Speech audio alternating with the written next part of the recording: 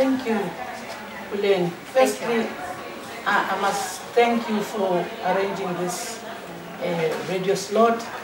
But it's as if you're talking to the converted. As we sit here as panelists, we belong to societies.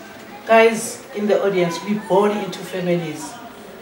You know, Tando has said it so much that look at the content and look at us. There is no right terminology, Puleng.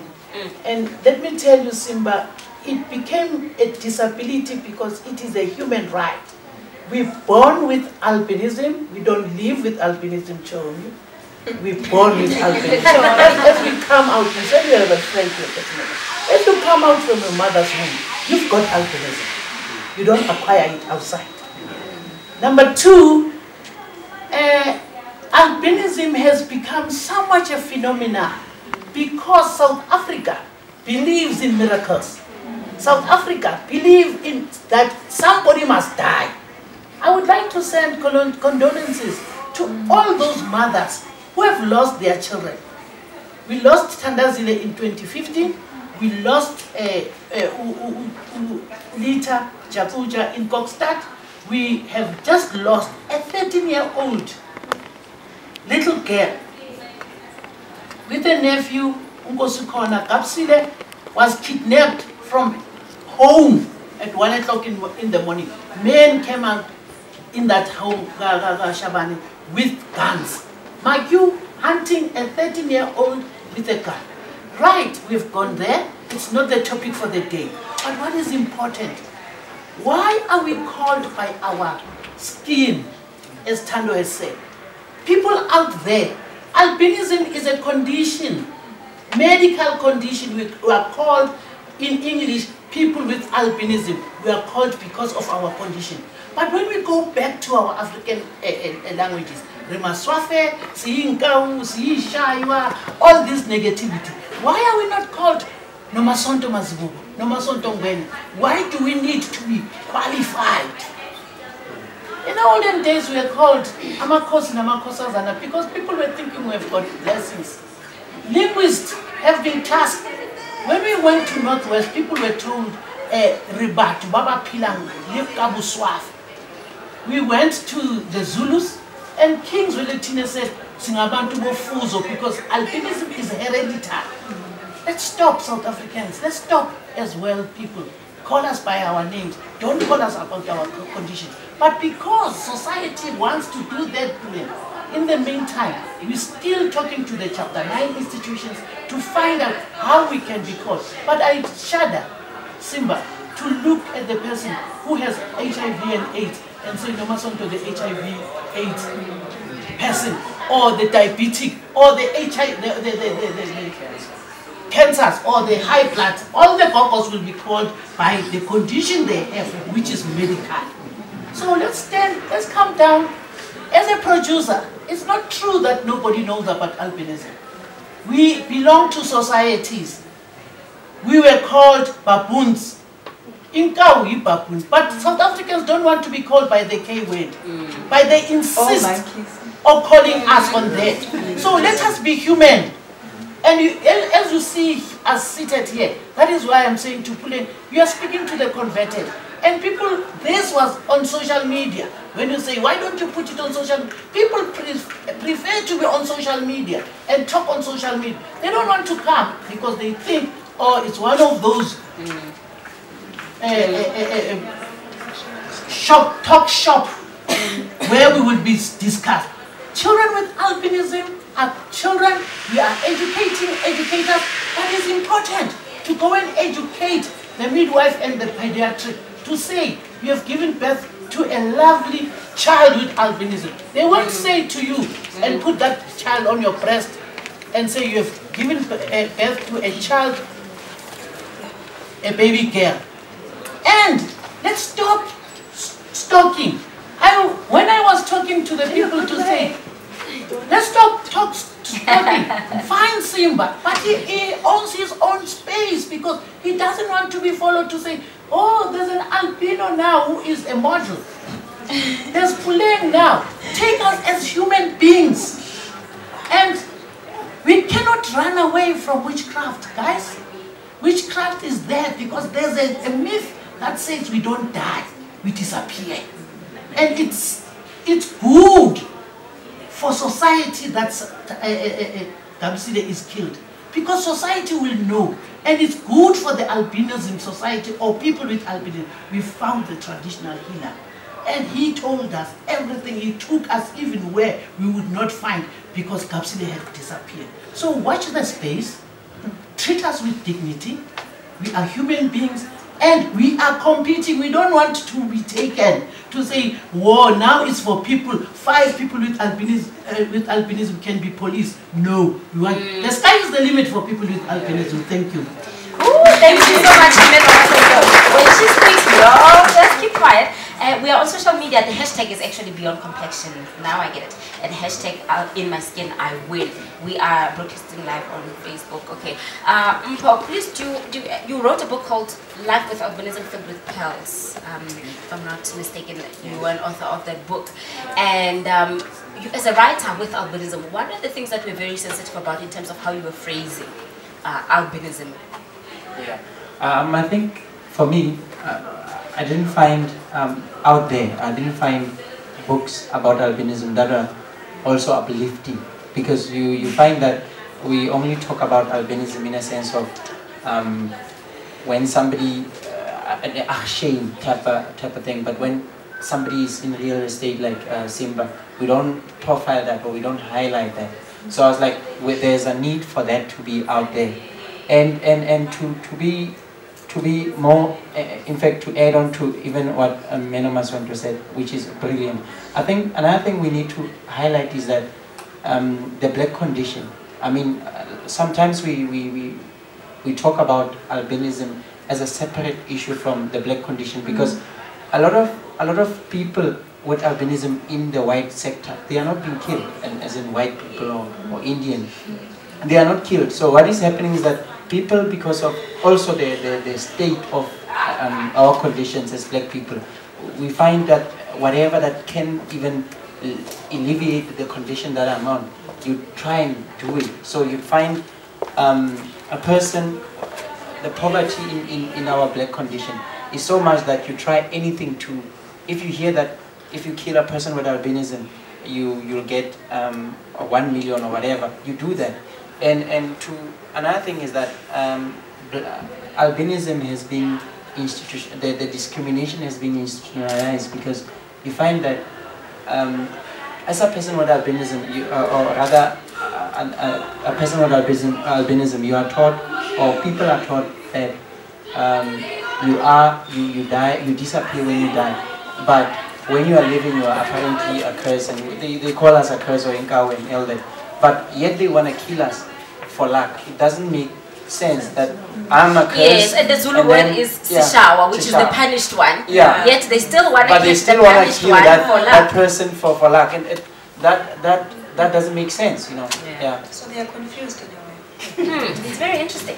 Okay, so I think what we also need to look at is, you know, when we're watching the news, and they're reporting, for example, recently in South Africa on the case of Gamsile, who was killed by a traditional healer.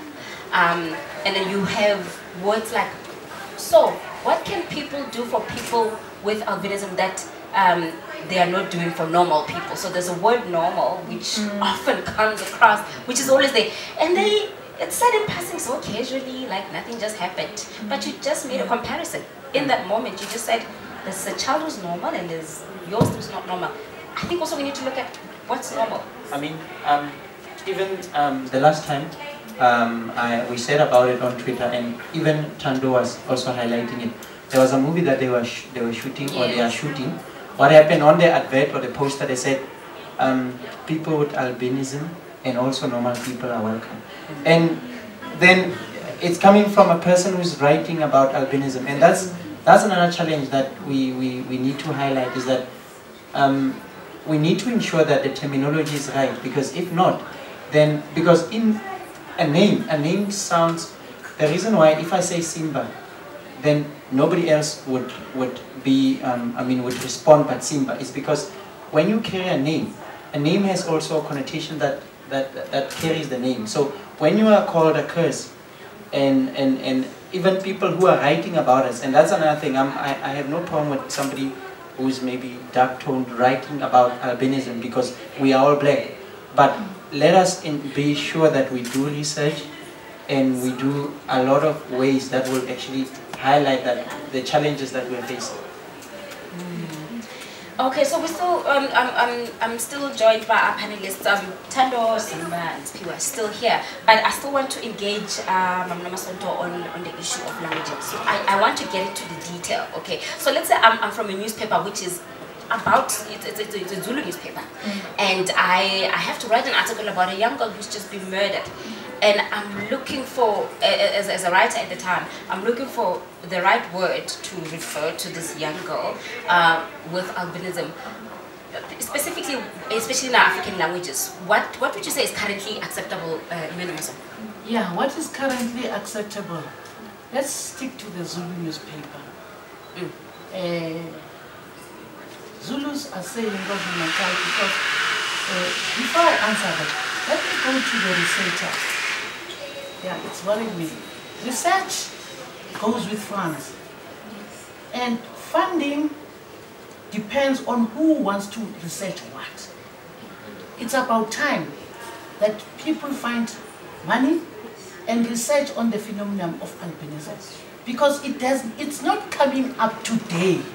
And why people are looking at albinism today, it's because South Africans believe that they will react after somebody has been killed.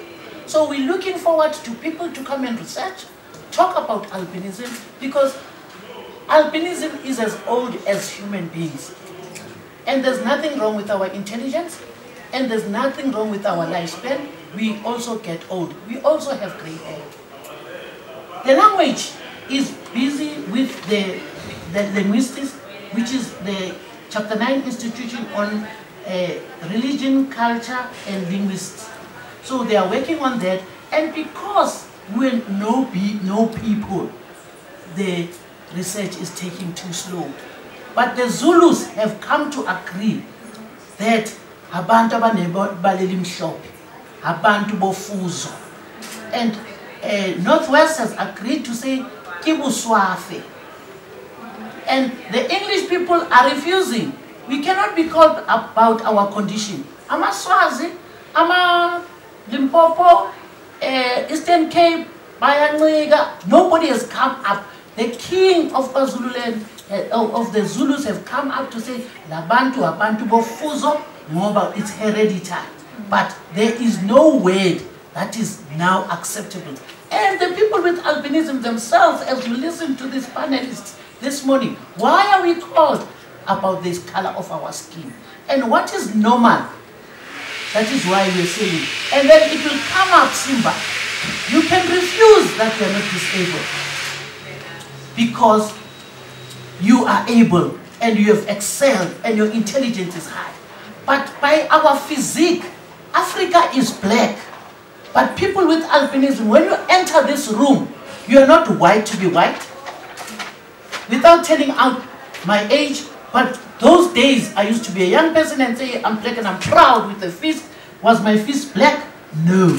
I have to dye my hair. That is why you see Spiwe next to me, you see it's a matter of wanting to belong.